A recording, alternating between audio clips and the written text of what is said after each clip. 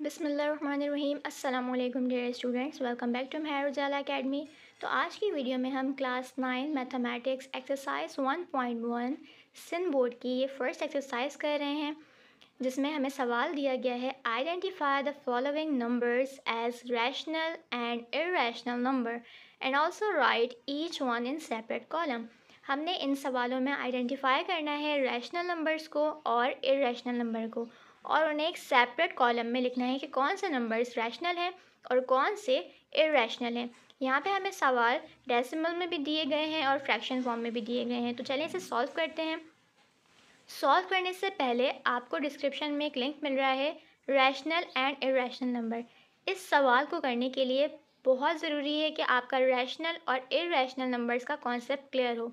इस पर मैं डिटेल वीडियो बना चुकी हूँ। रैशनल एंड इर्रेशनल नंबर्स में डिफरेंस क्या है वो समझा चुकी हूँ, तो आपको पहले वो वीडियो देखनी है, दैन फिर आप ये सवाल अच्छे तरीके से समझ सकते हैं और इसे सॉल्व कर सकते हैं। तो सबसे पहले जाकर आप वो वीडियो चेक कीजिए, और अगर जिन्हें पता है कि रैशनल और इर्रेशनल नंबर्स क्या होते हैं तो आप ये वीडियो ऐसे ही देख सकते हैं। तो अपनी वीडियो को स्टार्ट करते हैं। यहाँ पर हमें पहला सवाल है हमारा कि 1/5, जिसे हमें सॉल्व करना है और बताना है कि ये रैशनल नंबर है या फिर एक इर्रेशनल नंबर है। तो हमने जब इसको सिंप्लीफाई किया तो हमारे पास आंसर क्या आया, 0.2।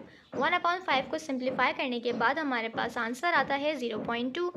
अब यहाँ पे हमने देखा कि 0.2 कम्प्लीटली टर्मिनेट हो गया है, ये आंसर आ गया है। इसके बाद कुछ भी नहीं बचा। जब हमने 1/5 को डिवाइड मेथड से सिंप्लीफाई किया तो हमारे पास आंसर आ गया 0.5।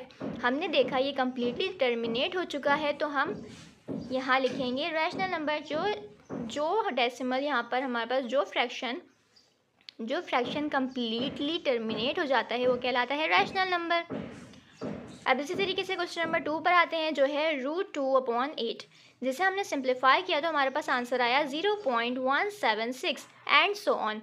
अब पहली चीज़ तो हमने यहाँ पर देखी कि ये कम्प्लीटली सिंप्लीफाई नहीं हुआ, और दूसरी क्या चीज़ है कि ये नॉन रिकरिंग है, यानी कि डेसिमल के बाद डिफरेंट नंबर्स आ रहे हैं, कम्प्लीटली सॉल्व नहीं हुआ, तो ये non terminating non recurring fraction है, तो इसे हम कहेंगे इर्रेशनल नंबर। इसी तरीके से क्वेश्चन नंबर 3 पर आते हैं। तो हमारा क्वेश्चन नंबर 3 है 5/6 जिसे हमने सिंप्लीफाई किया तो हमारे पास आंसर आया 2.00 एंड सो ऑन। तो हमने पहली चीज़ देखी यहाँ पर कि ये कम्प्लीटली सिंप्लीफाई नहीं हुआ, टर्मिनेट नहीं हुआ, और दूसरी चीज़ देखी हमने कि डेसिमल के बाद सारे डिजिट्स यहाँ पर डिफरेंट हैं, तो ये भी होगा हमारे पास इर्रेशनल नंबर। उसके बाद क्वेश्चन नंबर 4 देखते हैं, तो है 2/8। 2/8 को जब हमने सिंप्लीफाई किया तो हमारे पास आंसर आया 0.25। अब हमने यहाँ पर देखा ये कम्प्लीटली सिंप्लीफाई हो चुका, कम्प्लीटली टर्मिनेट हो चुका है, तो हम यहाँ पर लिखेंगे रैशनल नंबर। इसी तरह क्वेश्चन नंबर 5 पर आते हैं, तो है 1/√3, जिसे हमने सिंप्लीफाई किया तो हमारे पास आंसर आया 0.577 एंड सो ऑन। तो पहली चीज़ हमने यहाँ देखी ये कम्प्लीटली सिंप्लीफाई नहीं हुआ है, जारी है नंबर्स। दूसरी चीज़ डेसिमल के बाद डिफरेंट नंबर्स हैं, तो ये भी हमारे पास होगा एक इर्रेशनल नंबर। उसके बाद हमने देखा क्वेश्चन नंबर 6 है √8, जिसे हमने सिंप्लीफाई किया तो हमारे पास आंसर आया है 2.8284 एंड सो ऑन।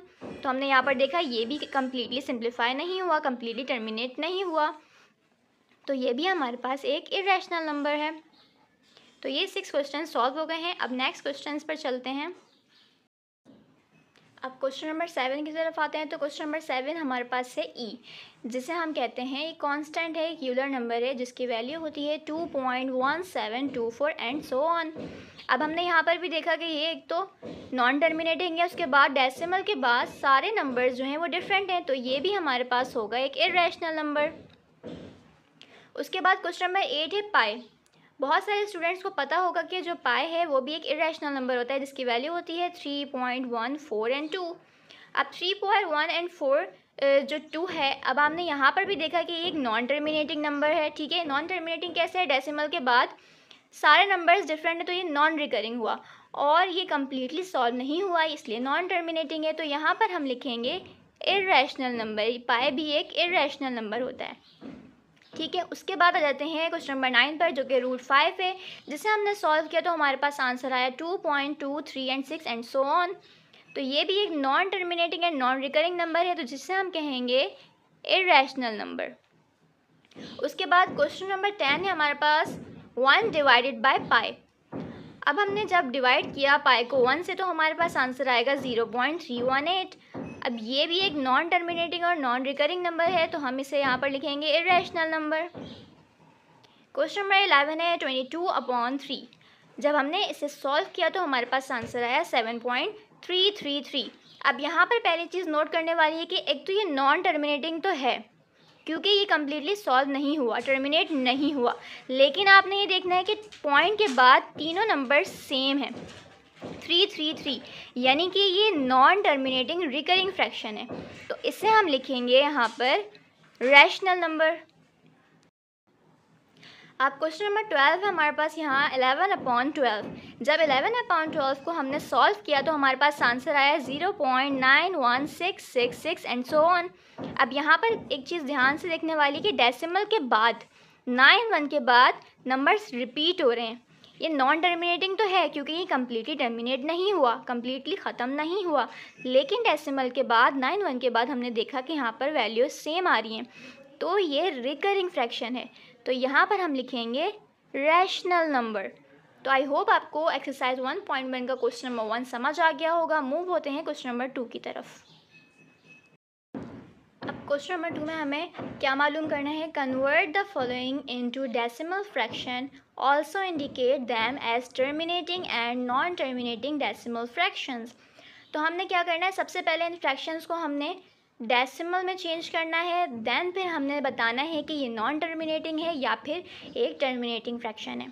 तो सबसे पहला क्वेश्चन देख लेते हैं 5/8, जिसे हमने सॉल्व किया। सबसे पहले आपने इसे सॉल्व करना है, आप नॉर्मली सॉल्व कर सकते हैं या फिर कैलकुलेटर की मदद से कर सकते हैं। तो 5/8 को जब मैंने सॉल्व किया तो मेरे पास आंसर आया 0.625। अब क्योंकि डेसिमल के बाद ये नंबर कम्प्लीटली सॉल्व हो चुके हैं, कम्प्लीटली टर्मिनेट हो चुका है, तो यहाँ पर हम लिखेंगे टर्मिनेटिंग, ये टर्मिनेटिंग नंबर है। उसके बाद इसी तरीके से क्वेश्चन नंबर 2 देखते हैं 4/18, जिसे मैंने सॉल्व किया तो हमारे पास आंसर आया 0.22222, यानी कि सो ऑन। ये कम्प्लीटली टर्मिनेट नहीं हुआ, ख़त्म नहीं हुआ, यानी कि इसका आंसर अभी जारी है, कंटिन्यू है, तो हम यहाँ लिखेंगे नॉन टर्मिनेटिंग। जो फ्रैक्शन कम्प्लीटली टर्मिनेट नहीं होती तो ऑब्वियसली वो कहलाएगी नॉन टर्मिनेटिंग। इसी तरीके से क्वेश्चन नंबर 3 पर जब हम आते हैं 1/15, जिसे हमने सिंप्लीफाई किया तो हमारे पास आंसर आया है 0.06666 एंड सो ऑन। ये अभी कंटिन्यू है, ये भी अभी कंप्लीट नहीं हुआ है, पूरी तरीके से टर्मिनेट नहीं हुआ, तो यहाँ पर भी हम लिखेंगे नॉन टर्मिनेटिंग। उसके बाद क्वेश्चन नंबर 4 की तरफ मूव होते हैं। तो फर्स्ट क्वेश्चन नंबर 4 है 49/8, जिसे सिंप्लीफाई करने पर आंसर आया है 6.125। क्योंकि ये कंप्लीट हो चुका है, इसके बाद कोई चीज़ कंटिन्यू नहीं है, या आंसर कम्प्लीटली टर्मिनेट हो चुका है, तो इसे कहेंगे हम टर्मिनेटिंग नंबर। इसी तरीके से क्वेश्चन नंबर 5 की तरफ आते हैं। तो क्वेश्चन नंबर 5 है 207/15, जिसे हमने सिंप्लीफाई किया तो हमारे पास आंसर आया है 13.8। क्योंकि ये कम्प्लीटली टर्मिनेट हो चुका है, तो इसीलिए हम इसे कहेंगे टर्मिनेटिंग नंबर। उसके बाद क्वेश्चन नंबर 6 है हमारे पास 50/76, जिसे हमने सिंप्लीफाई किया तो हमारे पास आंसर आया है 0.6578 एंड सो ऑन। क्योंकि ये आंसर कम्प्लीटली टर्मिनेट नहीं हुआ, इसीलिए ये कहलाएगा non terminating. N T means non terminating, T means terminating.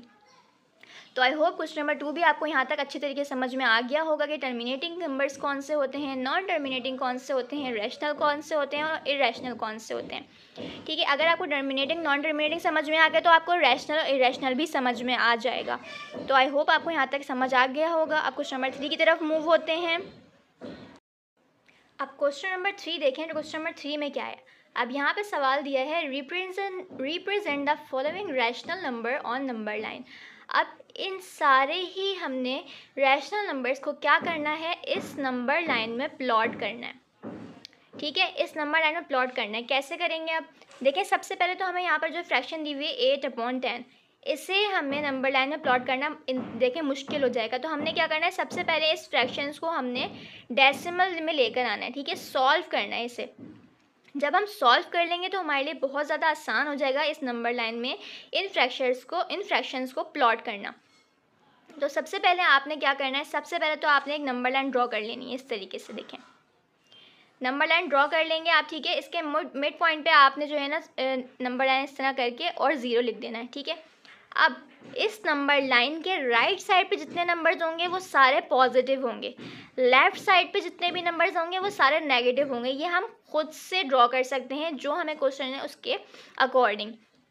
तो इसी तरीके से आपने एक चीज़ का ख़ास ध्यान रखना है, जब आप नंबर्स की प्लॉटिंग कर रहे होंगे ना, यहाँ पर जितने आप स्केलिंग कर रहे हैं, तो आपने इन सब के दरमियान एक जैसा डिस्टेंस रखना है। यानी अगर आपने यहाँ पर 2 सेंटीमीटर का रखा है तो आप तमाम में 2 सेंटीमीटर का करेंगे।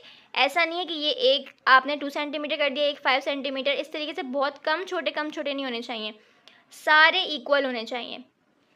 यानी हमने देखा कि राइट साइड पर जितने हैं वो सब पॉजिटिव में हैं, लेफ़्ट साइड पे जितने हैं वो सब नेगेटिव में हैं। इसी तरीके से आपने भी ड्रॉ कर लेना है, ठीक है। उसके बाद आपने यहाँ पर क्वेश्चन नंबर 1 देखें, 8/10।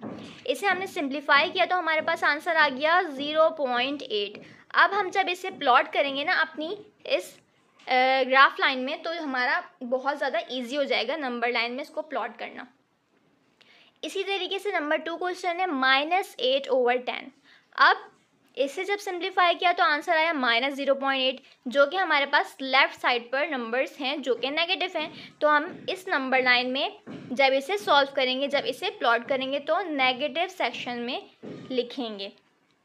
इसी तरीके से यहाँ पर हमें दिया हुआ था 1 × 1/4।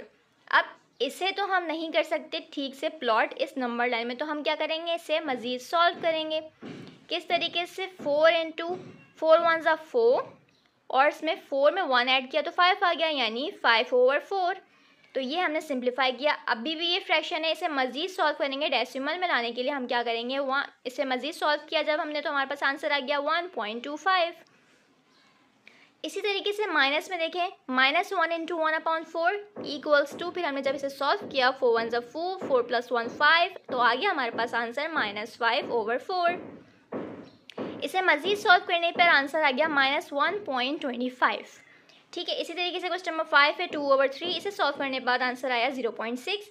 उसके बाद क्वेश्चन नंबर 6 है -2/3। जिसे सॉल्व किया हमने तो आंसर आ गया -0.6। अब हम सारे ही क्वेश्चंस को प्लॉट करेंगे अपनी नंबर लाइन में 1 बाय 1। तो सबसे पहला जो क्वेश्चन है वो है 8/10।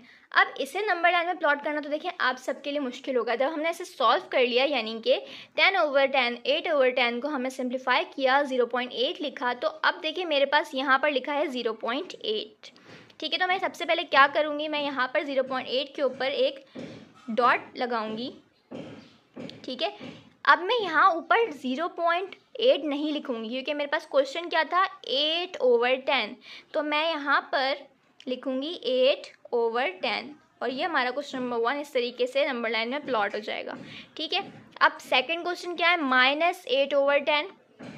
अब ये नेगेटिव है, तो हमने लेफ़्ट साइड पर जो नंबरिंग की है वहाँ पर हम देखते हैं 0.8। मैं यहाँ पर डॉट लगाऊंगी और यहाँ पे मैं ऊपर लिखूंगी -8/10, ठीक है। अब इसी तरीके से क्वेश्चन नंबर 3 हमने सॉल्व किया था तो आता 1.25। अब यहाँ पे आपने थोड़ा सा ध्यान से देखना है, मेरे पास यहाँ नंबर लाइन पे लिखा हुआ है 1.2, फिर है 1.4। अब 1.25 का मतलब है 1.2 से थोड़ा सा ज़्यादा, ठीक है। तो हम क्या करेंगे, 1.2 के ऊपर थोड़ा सा आगे यहाँ डॉट लगाएंगे और इसके ऊपर हम लिखेंगे 1 × 1/4, ठीक है। इसी तरीके से क्वेश्चन नंबर 4 है -1 × 1/4। इसे हमने जब सॉल्व किया तो -1/25 आया। इसी तरीके से हम यहाँ -1/2 के थोड़ा सा आगे सपोज कर लेंगे 1.25, यहाँ पे डॉट मेंशन करके हम लिख देंगे 1 × 1/4 जो कि माइनस में है। यहाँ तक समझ में आया। फिर क्वेश्चन नंबर 5 है 2/3। अब देखना है आपने 2/3 को जब हमने सॉल्व किया था तो हमारे पास आंसर आया था 0.6। अब यहाँ नंबर लाइन पे ये रहा 0.6, आपने यहाँ पर एक डॉट लगाना है, ऊपर लिख देना है 2/3। इसी तरीके से क्वेश्चन नंबर 6 था, नेगेटिव में हमारे पास आंसर आया था 0.6। अब यहाँ पे देखें, यहाँ लिखा हुआ है 0.6, यहाँ पर एक डॉट लगाएंगे और लिख देंगे -2/3। तो यहाँ तक मैंने आपको बहुत आसान तरीके से सवाल समझाने की कोशिश की है। आई होप यहाँ तक आपको समझ में आ गया होगा क्वेश्चन नंबर 3 तक। तो मूव ऑन होते हैं क्वेश्चन नंबर 4 की तरफ। अब क्वेश्चन नंबर 4 में हमसे पूछ रहे हैं, can you make a list of all rational numbers between 1 and 2। अब ये वाला जो सवाल है थोड़ा ट्रिकी सा है। इसकी बहुत ही आसान आपको मैं ट्रिक बताऊंगी जो आपके लिए बहुत ज़्यादा हेल्पफुल होगी और इन्फॉर्मेटिव भी होगी। तो यहाँ पर हमसे जब पूछा गया है कि क्या आप लिस्ट बना सकते हैं तमाम रैशनल नंबर्स की 1 और 2 के दरमियान, तो हम इनको आंसर देंगे yes I can make a list of all rational numbers between 1 and 2। अब इसे प्रूव कैसे करेंगे, तो हम क्या करेंगे, हमसे पूछा गया 1 और 2 के दरमियान आपने रैशनल नंबर्स की लिस्ट बनानी है। तो हम यहाँ लिख लेंगे 1 and 2। ठीक है, अब 1 और 2 के दरमियान हम खुद से सपोज कर लेते हैं कि हमने 9 रैशनल नंबर्स फाइंड करने। ठीक है, आपकी मर्ज़ी है, आप 3 भी कर सकते हैं, 4 भी कर सकते हैं, 5 भी कर सकते हैं, अप्स ऑन यू, या फिर सवाल में जितने हमसे मांगे गए हैं। ठीक है, अभी हम यहाँ पे सपोज कर लेते हैं कि हमसे 9 रैशनल नंबर्स हमने फाइंड करने। ठीक है, तो हमने यहाँ पर लिख लिया 1 and 2। हमें पता है डिनोमीटर में होता है 1, जब कुछ नहीं होता इट्स मीन 1 होता है। हम यहाँ पर 9 को प्लस करेंगे 1 से, जो कि होता है 10 के बराबर। अब हम क्या करेंगे, डिनोमीटर को मल्टीप्लाई कर देंगे 10 से। 1 को यहाँ पर मल्टीप्लाई कर दिया हमने 10 से, 1 को मल्टीप्लाई कर देंगे 10 से, जो कि डिनोमीटर में लिखा है हमने। इसके बाद यहाँ पर भी 1 को मल्टीप्लाई कर देंगे 10 से। एज वी नो, जब हम जिससे हम डिनोमीटर को मल्टीप्लाई करते हैं उससे हम नोमिनेटर को भी मल्टीप्लाई करते हैं। तो हम 2 को भी 10 से मल्टीप्लाई करेंगे और 1 को भी 10 से मल्टीप्लाई करेंगे, विच मेक्स यहाँ 10/10 एंड 20/10। ठीक है, अब 10 से लेकर 20/10 तक जितने भी नंबर्स आएंगे वो सारे के सारे रैशनल नंबर्स हैं। कैसे, हम यहाँ पर लिख के देखते हैं। 10/10, उसके बाद आता है 11/10, 12/10, 13/10, 14/10, 15/10, 16/10, 17/10, 18/10, 19/10 and 20/10। अब आप बोलेंगे हमने तो 1 और 2 के दरमियान रैशनल नंबर्स ढूंढने थे, तो ये तो फ्रैक्शंस हैं। कोई बात नहीं, हम इन फ्रैक्शंस को डेसिमल में कन्वर्ट कर लेते हैं। किस तरह, 1। ठीक है, उसके बाद 11/10, उसके बाद देन 12/10, तो हो जाएगा 1.2, 13/10 1.3, 14/10 1.4, 15/10 1.5, 16/10 1.6, 17/10 1.7, 18/10 1.8, 19/10 1.9 एंड 2। यानी हमने देखा 1 से लेकर 2 के दरमियान जितने नंबर्स आए वो सारे के सारे रैशनल नंबर हैं, यानी कि 9 रैशनल नंबर्स की हमने लिस्ट यहाँ पे रेडी कर ली है। आई होप आपको ये ट्रिक अच्छी लगी होगी, आपके लिए हेल्पफुल रही होगी और आपको समझ आ गई होगी। आप इसी ट्रिक के ज़रिए किसी भी 2 नंबर्स के दरमियान रैशनल नंबर्स को फाइंड कर सकते हैं, जो कि आपके लिए काफ़ी ज़्यादा हेल्पफुल रहेगा। तो आई होप यहाँ तक कि आपको समझ आ गया होगा। आप मूव ऑन होते हैं क्वेश्चन नंबर 5 की तरफ। अब क्वेश्चन नंबर 5 है हमारे पास, give reason why pi is an irrational number. अब हमसे यहाँ पूछ रहे हैं कि जो पाई है वो एक इरेशनल नंबर क्यों है, आपने यहाँ रीज़न देना है। अब जैसा कि सबको पता है कि पाई इज़ इक्वल्स टू 22/7, जिसे हम सॉल्व करें तो हमारे पास आंसर आएगा 3.142। हमें पता है कि पाई एक इरेशनल नंबर होता है। अब हमसे यहाँ पर रीज़न पूछ रहे हैं कि क्यों होता है एक इरेशनल नंबर, आपने बताना है। हमें पता है कि डेसिमल के बाद नंबर्स चेंज होते हैं और ये एक नॉन टर्मिनेटिंग और नॉन रिकरिंग फ्रैक्शन होता है, जिसकी वजह से ये एक इरेशनल नंबर है। तो हम यहाँ पर लिखेंगे एज वी नो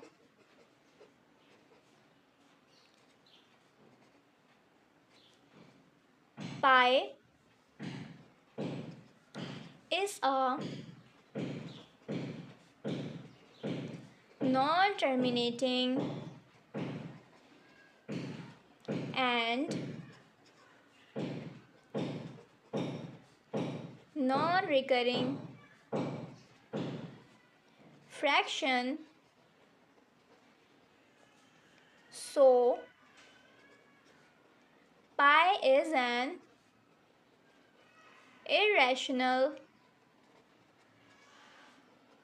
नंबर। अब हमने यहाँ बताया कि एज वी नो, जैसा कि हम जानते हैं, pi is a non terminating and non recurring fraction, कि पाई जो है वो एक नॉन टर्मिनेटिंग है क्योंकि डेसिमल के बाद नंबर्स एंड नहीं हो रहे, कम्प्लीटली टर्मिनेट नहीं हो रहे, एंड नॉन रिकरिंग यानी डेसिमल के बाद सारे डिजिट्स चेंज हैं। सो पाई इज़ एन इरेशनल नंबर, इसीलिए पाई एक इरेशनल नंबर है।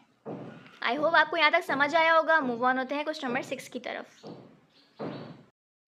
अब यहाँ देखें, क्वेश्चन नंबर 6 में हमने टिक और क्रॉस करना है जो स्टेटमेंट यहाँ पर हमें दी गई हैं।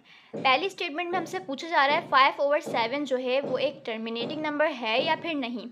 अब हमने यहाँ पर जब सॉल्व किया इसे 0.714, यानी कि ये एक नॉन टर्मिनेटिंग है क्योंकि ये कम्प्लीटली टर्मिनेट नहीं हुआ, तो यानी ये स्टेटमेंट बिल्कुल ठीक है, तो हम यहाँ पर टिक करेंगे। यहाँ पर हमसे पूछा जा रहा है कि जो पाई है क्या ये एक इरेशनल नंबर है, तो अभी हमने थोड़ी देर पहले पढ़ा था कि पाई जो है एक इरेशनल नंबर होता है, तो ये स्टेटमेंट भी बिल्कुल ठीक है। फिर हमसे यहाँ पे पूछ रहे हैं कि 0.31591 is a example of non terminating and non repeating fraction. तो यहाँ पर हमने देखा कि 0 के बाद यानी पॉइंट के बाद यहाँ पर सारे नंबर्स डिफरेंट हैं, तो ये नॉन रिपीटिंग भी है और नॉन टर्मिनेटिंग भी है क्योंकि ये कम्प्लीटली टर्मिनेट नहीं हुआ है, तो ये स्टेटमेंट भी बिल्कुल ठीक है। 0.31591 नॉन टर्मिनेटिंग और नॉन रिकरिंग नंबर है। अब यहाँ पे हमसे पूछा गया कि 0.123 जो एग्जाम्पल है एक रिकरिंग फ्रैक्शन की, तो हमने देखा कि डेसिमल के बाद तीनों ही डिजिट्स डिफरेंट हैं, तो ये स्टेटमेंट रॉन्ग है क्योंकि रिकरिंग फ्रैक्शन में डेसिमल के बाद तमाम नंबर सेम होते हैं। उसके बाद हमसे यहाँ पे पूछा गया 1/3 एंड 2/3, क्या ये दोनों फ्रैक्शन 0 से 1 के दरमियान आती हैं। ये एक थोड़ा ट्रिकी सा क्वेश्चन था, तो आपने जब इसको सिंप्लीफाई किया तो 0.3, जब हमने 1/3 को सिंप्लीफाई किया तो हमारे पास आंसर आया 0.3 जो कि 0 से और 1 के दरमियान आता है। फिर 2/3 को जब सिंप्लीफाई किया तो आंसर आया 0.6, ये भी 1 और 0 के दरमियान आता है, तो ये स्टेटमेंट हुई करेक्ट। उसके बाद 1/√3 इक्वल्स टू, अब हमसे पूछें कि रैशनल नंबर में आता है, तो ये एक इरेशनल नंबर है, रैशनल नंबर नहीं है, तो ये स्टेटमेंट भी हो गई रॉन्ग।